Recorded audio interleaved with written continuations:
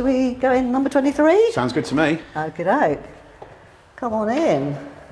Oh, it's warm in here, it's nice. It is. Yeah. The main object of the project is to provide more temporary accommodation. There are 17 units here, plus we've refurbished 3 other units to bring them up to modern standards.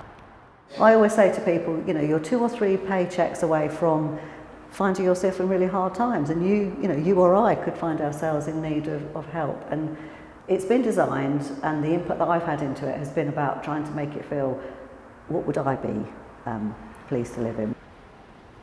So the real importance of short-term accommodation is that people faced with homelessness have very limited options on where they can go.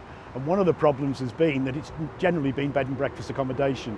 What this accommodation provides is high quality accommodation and a platform to rebuild lives.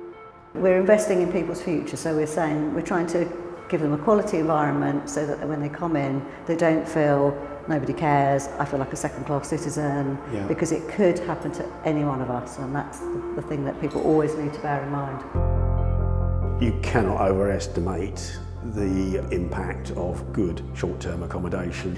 Accommodation is one of the biggest building blocks for stability.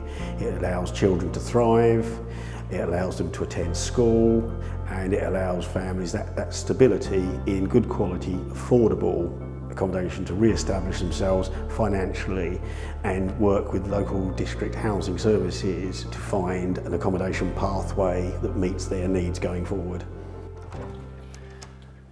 Right, so this is one of the studio flats. You can tell it's quite a large studio flat.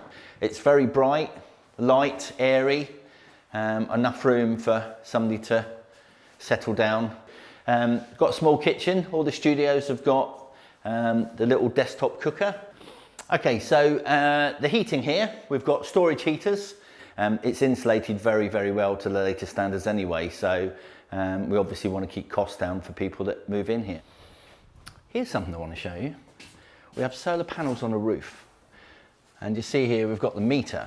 Now, what that will do is it shows us all the electricity we generate, and we are actually hoping that we will generate enough energy for us to use to power this unit without using external energy.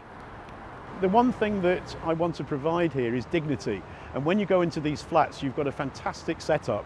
They're modern, they feel nice, they're energy efficient. You know, the whole thing there makes you feel valued. This wasn't built as temporary accommodation. This is accommodation that is going to be used as temporary accommodation, and it's built to the same standards of any other development. And I think that is so important because it sends that message out to vulnerable households that we do value you and we do care about the journey you're on. Okay, so we've got a number of units here at Freeland Close. What I wanted to show you, this is one of the adapted units, and you can see a very large bathroom, basically because if somebody's in a wheelchair, they'll be able to access and use the facilities. So this is one of the adapted kitchens, and you can see that wheelchair users can use this. This element will raise and lower, so that if it's somebody as part of the family that doesn't need the adaptations being used, they can have it standard height. A wheelchair user can reduce this in height so that they'll be able to actually cook. This fits into a wider programme of how we're trying to improve the lot of people in their really the most vulnerable place they can be. With the pandemic and with other things going on in the economy, there are more people than ever who are worried about homelessness and the threat of homelessness. To be able to achieve this and get this built and open on time is a huge achievement.